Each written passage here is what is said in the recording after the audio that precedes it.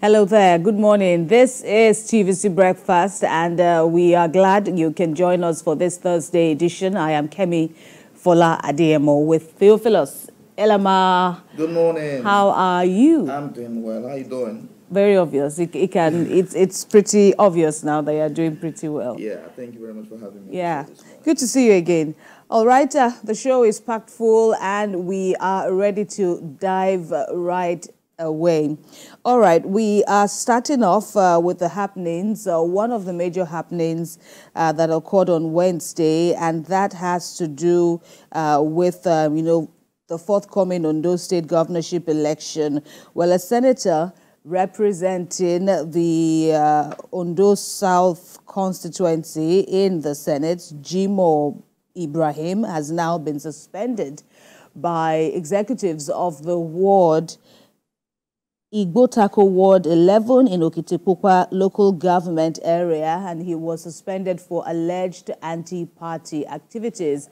This development comes after Mr. Ibrahim lost out in the party's governorship primary election in the state. The publicity secretary of the All Progressives Congress in Ondo, Alex Kalejaye, says the state chapter of the party hasn't been officially informed about this suspension, but Senator Jimoh Ibrahim is currently in court to challenge the emergence of Governor Lucky Aiyedatiwa as winner of the governorship primary election in the state. We'll be discussing this latest happenings and what it means as the state, of course, continues to prepare for the forthcoming gubernatorial election. All right, joining us now via Zoom is the Director, Contacts and Engagements for Lucky Aiyedatiwa campaign organization, Food Soldiers Independent Campaign Council. Oludare Maridoti will be joining us during the course of the program to share his thoughts on it. But, well, it is, rather interesting that despite the moves by the party following the primaries held, a few weeks ago, that, it has come to this. But the ward in question, that's Igbotako ward is of the APC, is saying that they are justified in the measure, the disciplinary measure that they have taken out on Senator Jimoh Ibrahim for alleged anti-party activities. In the meantime, he has come out to say he's not aware that he still has the backing of his ward. The state chapter of the party, from what we have heard so far, is also saying they are not officially informed. Right, but Dr. Dare Marindoti is live for us now. Thank you very much for joining us at this time. What are your thoughts on this reported suspension of Senator Jimoh Ibrahim? Thank you very much. To me, I feel like this is not far-fetched, because when you look at the situation, especially with the rumors, definitely the details are going to come out in a few days. But with the rumors of probability of, I think, the senator decamping to another political party, and also the situation with the senator requesting that his own political party, the party whose ticket he wrote to the Senate, he wants that party to be delisted from the November 26th election. I don't think it is going to be an overkill. I believe every rational person, will not show a lot of umbrage at this decision to, suspend him from the party, because, it is, you don't get into a contest expecting one outcome. You can win and you can lose. And so for you to say that if it doesn't go my way, then I don't want my party to participate in this election, I think that is a little bit irrational. And so I'm not surprised at all that the senator has been suspended by his party. I believe they did that yesterday. So all the official communications probably, I expect, should follow suit. And then, he still has his Senate seat, but I believe the senator has committed political seppuku. I believe that he has self-immolated his political career, in my own opinion, because Senator Jimoh Ibrahim is someone that I have known since I was a teenager, and he has been a serial loser of elections until he got into the APC. As a matter of fact, there was, a gentlemanly agreement between himself and Honorable Ishola Okile that I will support you for Senate and you support me for governor. And then he came out and still, stabbed him in the back and ran despite all that. So, I am not surprised that this is occurring, especially despite the fact that all the, conciliatory efforts that were made towards him were being rejected by him. And so this is not shocking to me at all. All right. So could the party have taken a different route rather than suspension, going by the fact that the party needs to go into this election a united front? Yes, the party is united. A lot of the other aspirants, it's understandable, like after a contest, people will be aggrieved. There's been emotional and economic, financial commitment. So it is understandable that people are aggrieved and you give them time to heal. And that is why you've seen people like, Honorable Ishola Okile no longer complaining. I keep telling why you don't see him complaining anymore. There's been a lot of, reconciliation that has been going on. But Senator Jimoh Ibrahim was trying to sing a tune that he sang in 2016, whereby he took the PDP candidate at the time to court and then he prevented him from campaigning. But what is different between then and now is that 2016 there was a fraction in PDP and he had a reason to go that route. But, looking at the complaints of the senator from, the affidavit support originating summons, it is evident that he failed to understand the, process of that primary. They brought out a board, they told him to play chess, he decided to play checkers, draft. So that is the reason why he lost. One of the complaints he made in originating summons was that ballot paper, 27E, I think, that ballot paper was supposed to be given. Now, this is option A4, like the one that they did in the election that brought MK Abiola. I could remember my mother told me about it back in the 90s. You queue in front of your candidate. So what is the ballot paper when it's going to be a head count? He also made mention of the issue of of maybe the fact that I think that was number 50, that there was no invalid vote. So that he said that makes the election spurious. Now, my question is, if it is going to be a head count, how do you expect the vote to be invalid? Is it that there was someone who stood in between two parties, or two candidates, and then, or maybe the person, sublimed into gaseous state or wore a cloak of invisibility? I don't know. So those basic, simple things that were originating someone showed the reason, more of the reason why he lost. He did not understand the way the direct primary was going to be contested, so he didn't play by the rules. People do it in JAMB all the time. You tell someone to get synonyms, they start choosing antonyms, they lose the election, they fail the exam, and they come back the next year and rewrite JAMB. So he should have just, waited till 2028 to recontest, as opposed to, going this route. One can lose an election, but one should not lose its way. And I think that is the route that the senator took by, taking all these very aggressive measures, asking, especially, you have a right to seek redress at the court, but for you to be asking for your political party to be delisted should things not go your way, I think that is a bit of an overkill. And I feel like the ward chairman and the secretary, they are within their rights to want to protect their own interests because they are stakeholders in the party and they want their party to be in the election. So if someone is willing to do what the Yoruba people will call my way or the highway, then, well, you can show him his way out.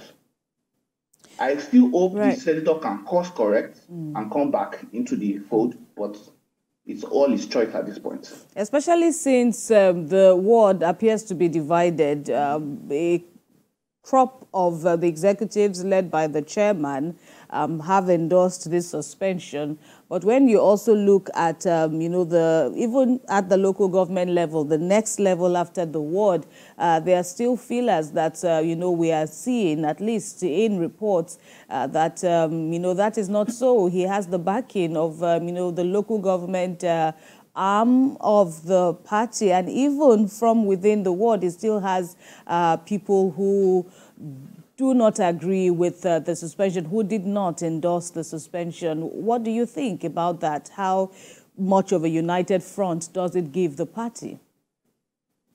Yeah, the party is united I mean, like, there's been a lot of reconciliation. The party itself, all across the state, is united. You know, mind you, this is just one of the 18 local governments, and there's just one of the 5 wards that are going to be within that local government where this senator has been suspended. You know, the issue about, the fact that, yeah, definitely he's a sitting senator, you expect him to have a few supporters, but, you know, you cannot tell me that the local government chairman or the people in charge of the local government want APC not to participate in this coming, in the November 26th election. No, they want APC to participate. There is rumor also that the senator wants to decamp to another, what's it called, to another party to contest his election. So, fine, whatever he chooses. So if he does that already, the suspension is even, non-sequitur at that point, because he has already moved out. So he needs to show his hand. Whatever game he's playing will not work. This situation kind of reminds me of the Yoruba proverb about the tortoise that was clothed by the king and called his son, and the king took him to a party, and he went to the backyard to eat the yam peel. And when the people that were organizing the party saw the king's son, the king had to deny him, because this is someone who is a senator, a sitting senator. He is an honorable member of the political party. There are people like Honorable Lushalaki and Kekemeke and a lot of big names who contested in this primary, who lost, who don't even have a political post. And they took it as stride. It was difficult, but the governor has been, going on his reconciliation tour, trying to bring everybody together, because the governor is the man with a very large heart. You could see the way he handled everything last year, and you can see the way he has been running the state. He's a very kind man. So he has met with even the Senator Jimoh Ibrahim, and he's decided to do things this way. So it is, to me, I think it is quite despicable. I think it is regrettable. I think, like the Yoruba people say, where you call head, you should not use it to step in mud. Mm-hmm. He's a respectable person in the party. He should not be acting this rancorous and rancid. Okay, so it is unfathomable to me. Should the party reverse this suspension now? Do you think that he will work with the party to ensure victory at the polls? Well, if you actually, I mean, definitely, politics is a game of numbers, and if you can tell from the demeanor and countenance of the governor, you see he's a man that always wants peace, wants to bring people together, and all of that. So definitely, if he decides to course correct, he will be brought back into the fold. However, the Senator Jimoh Ibrahim is not a very genial person. Like I said, I've known him since I was a teenager. He has always lost elections. So he's not someone who has a likability, that has a political weight. He believes he can do a lot by money. If you look at even that originating summons, at least I counted 7 times he mentioned the fact that he tried to buy the primary by paying 2,500 naira for 40,000 people. So he mentioned that 100 million naira that he paid to APC or whatever, like 7 times at least in that originating summons. So of which things are not like that. Politics is about negotiation. You have to be likable. You have to like the people. You have to be able to concede and all of that. He is not a very astute, shrewd politician. So I don't expect his loss to have any significant effect in the election in general. Governor Igbotako is a hero. He is the knight in shining armor in Ondo State. All right. People love him, so that's not an issue. Right. Let's quickly ask this question now, because aside from his allegations that Senator Jimoh Ibrahim, that no credible primary election took place in his ward, he's also been, talking out, speaking out, as a fallout from the primary. He's been speaking out, saying he deserves to be the deputy governorship candidate of the party. I wonder what your reaction on that would be, especially during this period that Lucky Aiyedatiwa, of course, would naturally want to be moving across various quarters now to ensure he gets massive support from within and outside his party. Yeah, I think it would be impossible for him to be a deputy governor because part of the situation is, I think, because the Honorable Senator Mr. Senator Jimoh Ibrahim and the governor, they are both from the same senatorial district. So automatically, I think that is the law. The deputy has to come from another senatorial district. So it's definitely impossible. But I mean, this is the sitting senator. Why does he feel that the post of a deputy governor behooves him better than that of a senator?